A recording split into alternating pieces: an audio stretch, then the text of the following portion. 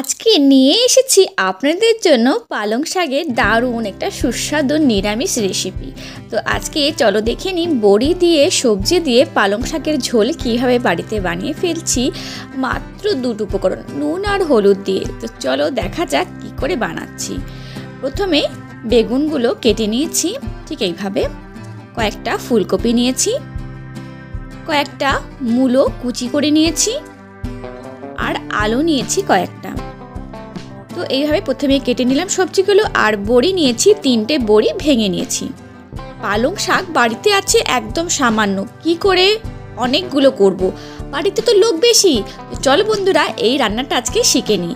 তেলটা প্রথমে কড়াইয়ে দিয়ে দিলাম, কড়াইটা গরম হয়ে গেলেই আমরা এখন বড়িগুলোকে লাল লাল করে ভেজে নেব।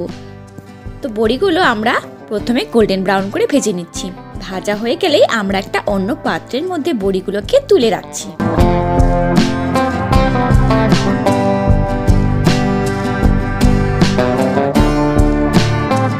ওই তেলের মধ্যে আমরা শুকনো লঙ্কা অ্যাড করলাম, 1 চামচ কালো জিরে, আর গোটা সবজিগুলো দিয়ে দিচ্ছি ভাজার জন্য।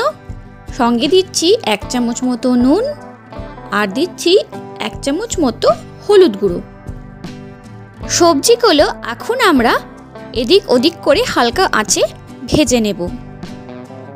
তো দেখো এখানে 3টে কাঁচা লঙ্কা অ্যাড করে দিচ্ছি।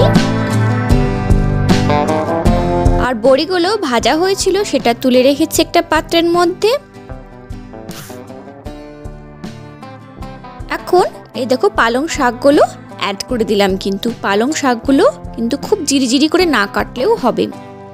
নুন দিয়ে দিচ্ছি, পালং শাকের পরিমাণ অনুযায়ী নুন আর হলুদটা দিতে হবে। বেশি দিলে তো নোনতা হয়ে যাবে, সেজন্য পরিমাণ অনুযায়ী সবজির পরিমাণ অনুযায়ী অ্যাড করতে হবে নুন আর হলুদটা।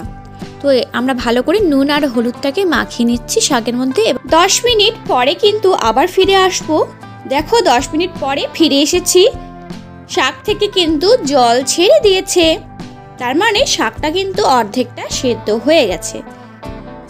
এখন আমরা একটু নেড়েচেড়ে নিচ্ছি। এখানে 1 গ্লাস মতো জল দেব, কারণ শাকটাকে বাড়াতে হবে তো এবং সবজিগুলোকে সেদ্ধ করতে হবে, তো সেই জন্য শাকের মধ্যে 1 গ্লাস জল দিলাম এবং ভালো করে শাকের সাথে জলটা মিশিয়ে নিচ্ছি। আর ওপর থেকে বড়িগুলো ভালো করে ডুবিয়ে দিলাম। আবার চাপা দিয়ে দিব, চাপা দিয়ে 10 মিনিট পরে আবার ফিরে আসবো। তো 10 মিনিট পরে দেখো ফিরে এসেছি এবং ইন্ডাকশানটা বন্ধ করে দিলাম। তো দেখে নিই প্রথমে টেস্টটা কেমন হয়েছে, নুন ঝাল হলুদ এবং সেদ্ধ কেমন হয়েছে সব কিছু দেখে নিয়ে তারপরে আবার অন করব। তো আমরা দেখো মূলোটাকেও টিপছি পর্যন্ত, মূলোটাও সেদ্ধ হয়ে গেছে, তার মানে সব সবজি সুন্দরভাবে সেদ্ধ হয়ে গেছে।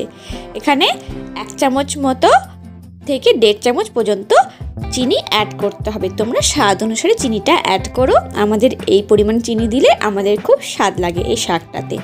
তো এখানে আমরা 1 থেকে 1.5 চামচ পর্যন্ত চিনিটা অ্যাড করেছি। এটা খুব পাতলা মনে হচ্ছে, তার জন্য একটু গাঢ় করার জন্য একটু চালের গুঁড়ো নিয়েছি। চালের গুঁড়োর মধ্যে অল্প একটু জল দিয়ে গুলিয়ে নিলাম এবং এই চাল গুঁড়োর জলটাকে আমরা দিয়ে দেব এই শাকের মধ্যে।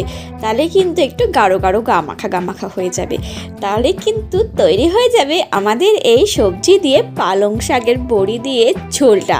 তো বন্ধুরা রেডি হয়ে গেছে। ইন্ডাকশানটা কিন্তু অন করে দিয়েছি এখন, কারণ যেহেতু চালের গুঁড়োটা দিলাম সেজন্য একটু ইন্ডাকশানটা জ্বালিয়ে দিয়ে নিয়েছি।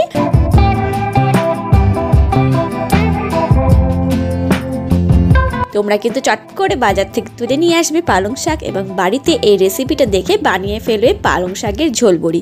তো এই রেসিপিটা ভালো লাগলে অবশ্যই আমার চ্যানেলের পাশে থাকবে, চ্যানেলটা সাবস্ক্রাইব করবে, সাবস্ক্রাইবের পাশে থাকা বেল আইকনটি অবশ্যই প্রেস করবে, ছোট্ট একটা লাইক দিতে ভুলো না। আজকের মতো আসি, তবে টাটা বাই বাই। নতুন একটা রেসিপি নিয়ে খুব তাড়াতাড়ি চলে আসবো।